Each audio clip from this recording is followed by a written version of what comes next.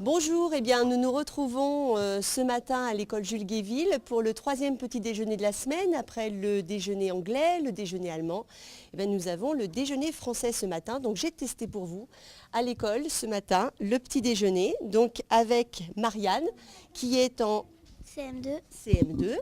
Et donc nous avons dégusté ce matin donc des viennoiseries, un jus d'orange, du pain, du beurre, de la confiture, un yaourt, du lait chocolaté, du café ou du thé. Un petit déjeuner typiquement français. Donc Marianne, qu'est-ce que tu en as pensé ce matin du petit déjeuner? Ah bah il était bien, il était bien parce qu'il avait de tout. Il y avait de tout. Est-ce que tu as l'habitude de manger au petit déjeuner? Non, Non, pas du tout. Tu manges pas du tout avant l'école? un petit peu. Un petit peu. Et qu'est-ce que tu as l'habitude de manger? Du lait avec des céréales, du pain et puis c'est tout.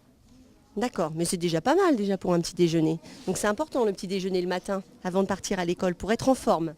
Voilà, donc on va vous laisser en compagnie maintenant de Sophie, l'institutrice de CM2.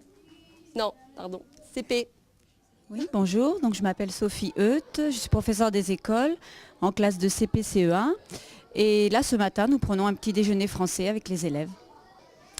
Le petit déjeuner, c'est une manière de voir avec eux comment on mange équilibré en fait.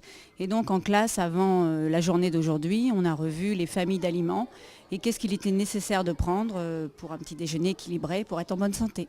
On découvre que certains ne mangent pas grand-chose le matin. Donc c'est une manière aussi de voir comment on peut tenir le matin, pouvoir bien travailler avec tout ce qu'il faut pour bien tenir et être concentré et puis tenir jusqu'au midi. Les autres classes ont fait un petit déjeuner allemand ou polonais ou anglais. Mais je préférais, comme ils sont assez petits dans ma classe, déjà qu'ils découvrent une bonne façon de manger dont la culture est connue, quoi. Mais on a bien parlé que la famille 1, par exemple, des aliments viande, œufs, poisson, était représentée dans certains pays, mais pas chez nous, pas véritablement, quoi.